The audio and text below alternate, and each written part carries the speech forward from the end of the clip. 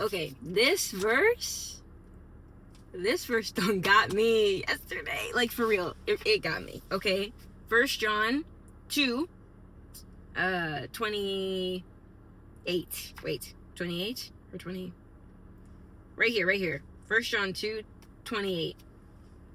And now, dear children, this is the NLT, New Living Translation.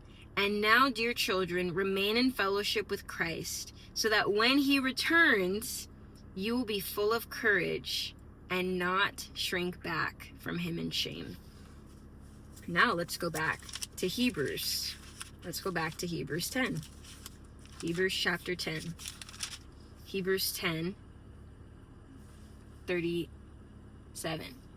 For in just a little while, the coming one will come and not delay, and my righteous ones will live by faith. But I will take no pleasure in anyone who turns away, or other translations say shrink back. But we are not like those who turn away or shrink back to their own destruction.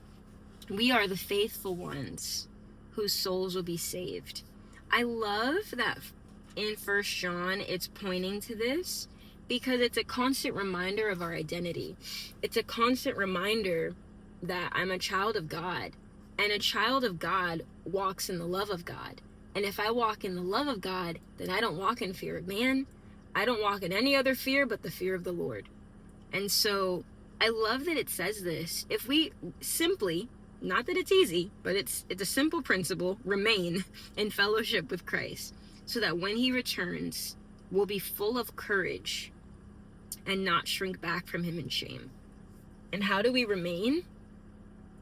Back to John 15, abiding, which is a loaded topic. Simple and loaded all at the same time. I just love that it points to the fact that the children of God are courageous. The children of God are the faithful ones who follow the Lamb wherever he goes. The children of God laugh without fear of the future. The children of God walk with a courage and a boldness that is not of this world, because we don't get our confidence from the things of this world or the principles or views of this world. Our confidence comes from the King, who is the founder of a kingdom that is unshakable. The one who has a, how do I say that? I go back to Hebrews 11, talking about the city that is to come with eternal foundations, whose architect and builder is God. That's the God that we serve. That's the King that I serve. And because I serve this King, I can learn to live in courage. I don't have to shrink back in shame. The one who looks to him is radiant, and their face is never covered with shame. My face should never be covered with shame. My face should never be covered with discouragement, because my trust is in the Lord. And we declare that, right, in the midst of everything. But that's what we stand on. Because when I see him, I want to be full of courage.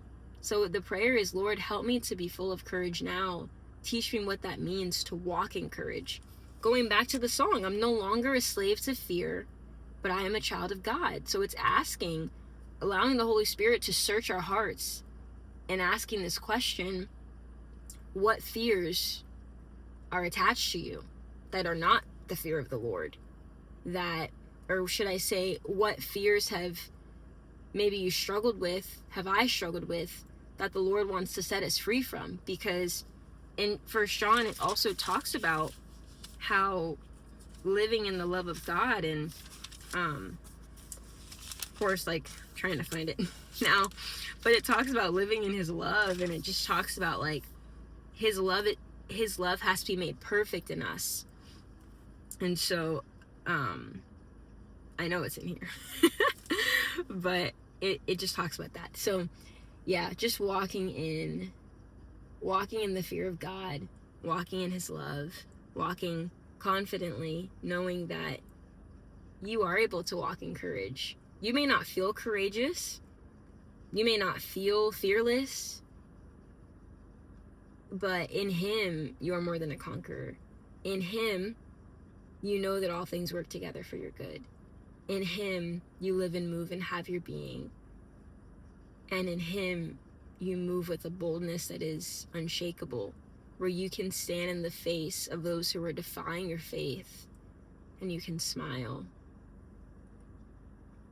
And you can stand with the radiance on your countenance, like Stephen stood before the religious leaders. That only comes from him. That only comes from the Lord. So,